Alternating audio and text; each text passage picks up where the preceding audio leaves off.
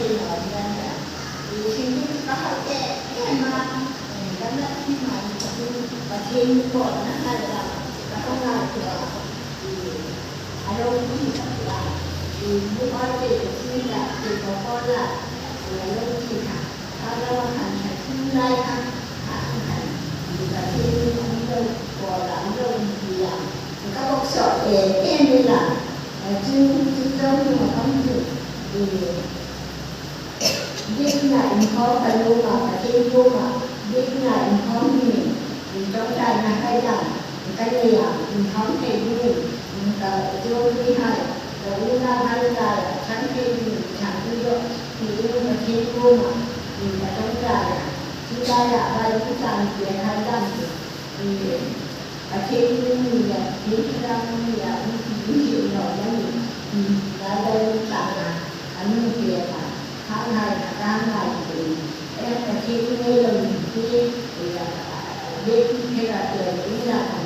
เด็กน่ะเด็กมีแล้วก็เด็กนั่นก็มีอ่ะเด็กจริงแล้วก็อันนี้ผู้หญิงนั่นที่ให้กันนาดีแล้วก็เลยอ่ะที่มาที่จอดกันไอ้เด็กวันเนี่ยก็รู้สึกว่าเราเป็นฉันนั้นที่มันเป็นแบบนี้ค่ะแต่ที่ทุ่งและทุ่งปีน่ะแต่ที่ด้านมาที่ก็ทำที่นั่นอยู่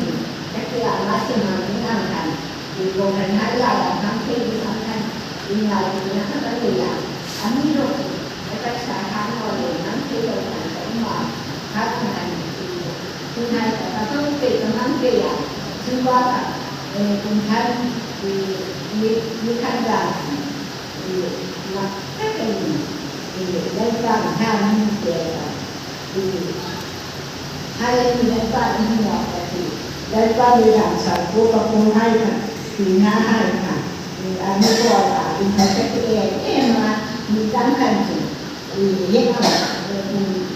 มาสีแดงทางในผู้เล่นสีให้เป็นชาติชาติสีหน้าให้กันที่มาแล้วกันจบไหนมา